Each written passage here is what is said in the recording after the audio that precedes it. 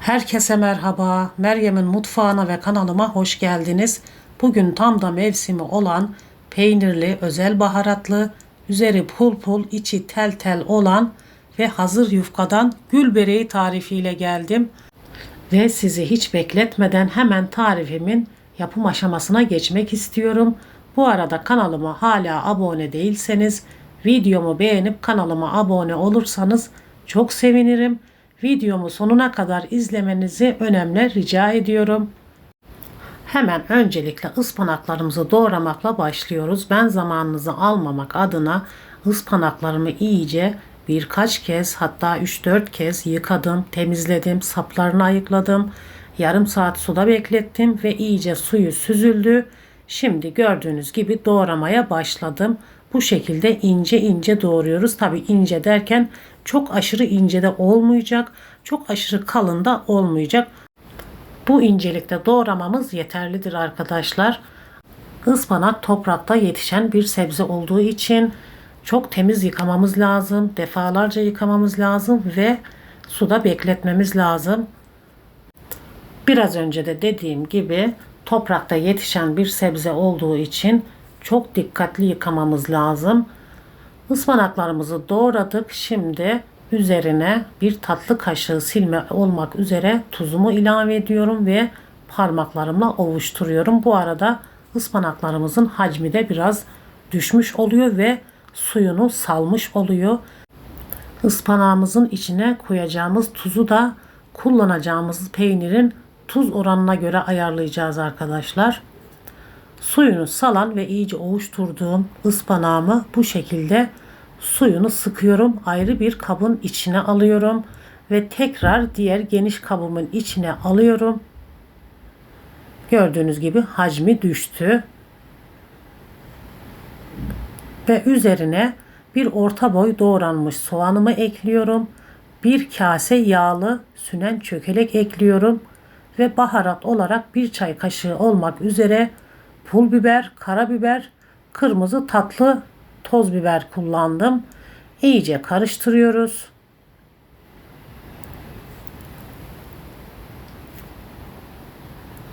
Ve en son olarak da 120 gram kavrulmuş olan kıymamı ekliyorum.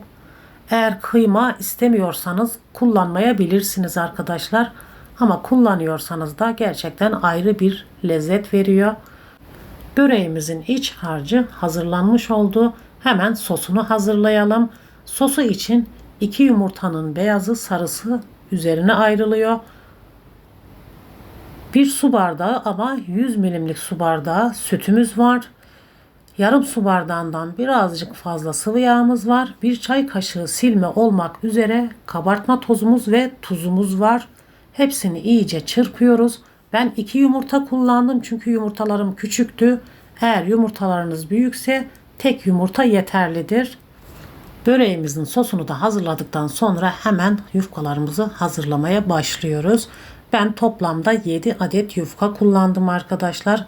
Siz istiyorsanız bu adeti çoğaltabilirsiniz. İstiyorsanız azaltabilirsiniz. Hemen sosundan gördüğünüz gibi 3-3,5 yemek kaşığı yufkamın üzerine serpiştirdim ve fırça yardımıyla her tarafına eşit bir şekilde yayılmasını sağladım. Hemen arkasından hazırlamış olduğumuz iç harcını yufkalarımızın üzerine serpiştiriyoruz. Ve tekrar elimle düzelterekten dağılmasını sağlıyorum.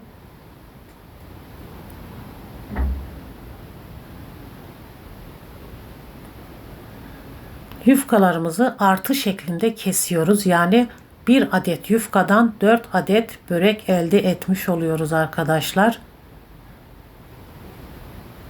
Hemen hızlı bir şekilde gördüğünüz gibi yufkalarımızı yanlardan birazcık içe katlıyoruz ve rulo halinde sarıyoruz. İçe doğru katlayaraktan gül şeklini veriyoruz. Ve pişirme kağıdı serdiğimiz tepsimize sıralıyoruz.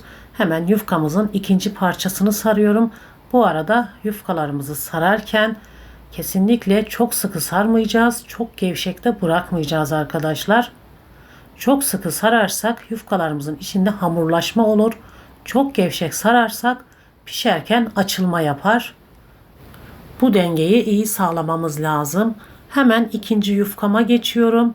Yine 3-3,5 yemek kaşığı sosumdan serpiştiriyorum ve fırça yardımıyla her tarafına eşit bir şekilde yayıyorum.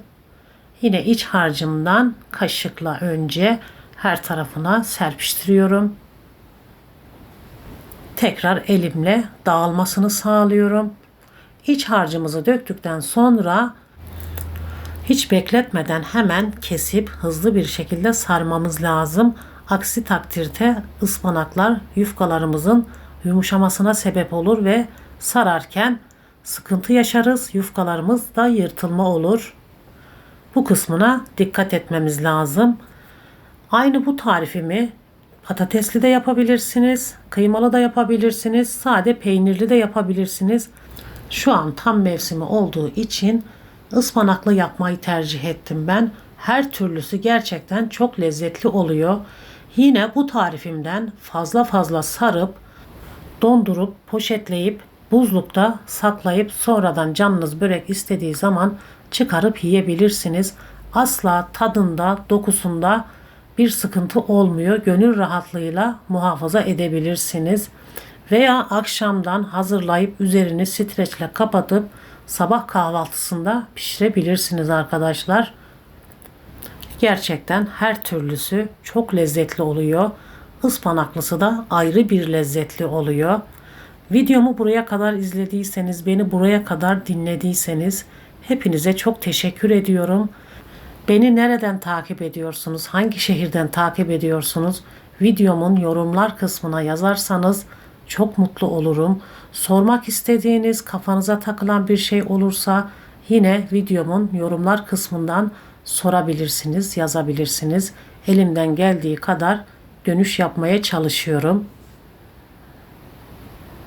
Bu arada son yufkamızı da sarmış olduk arkadaşlar. Hemen onu da hızlı bir şekilde sarıyorum ve üzerinin sosunu hazırlayacağız. Sosu için 2 adet yumurta sarımız vardı. 3 yemek kaşığı sıvı yağımız var. 2 yemek kaşığı yoğurdumuz var. İkinci yemek kaşığı yoğurdumu eklemiş oldum gördüğünüz gibi. İyice yoğurdumuz pürüzsüz hale gelene kadar çırpıyoruz ve böreklerimizin üzerine eşit bir şekilde sürüyoruz. 7 adet yufka kullandığım için 1,5 tepsi böreğimiz oldu arkadaşlar. Diğer böreklerimi küçük boy tepsime sıraladım. Böreklerimizin üzerine ben çörek otu veya susam kullanmadım ama eğer siz istiyorsanız kullanabilirsiniz. Bir taraftan fırınımda ısınıyor. 180 derecede alt üst programında pişireceğim. Isı ayarı ve süre vermiyorum çünkü fırından fırına değişkenlik gösterebiliyor. Siz kendi fırınınızda kontrollü bir şekilde pişirmenizi öneriyorum.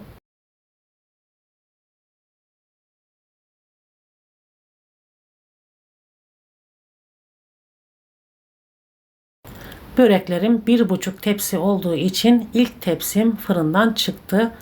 Diğer küçük tepsim pişiyor. Hemen sizinle paylaşmak istiyorum. Asla içinde hamurlaşma olmuyor arkadaşlar. Kesinlikle o konuda endişeniz olmasın.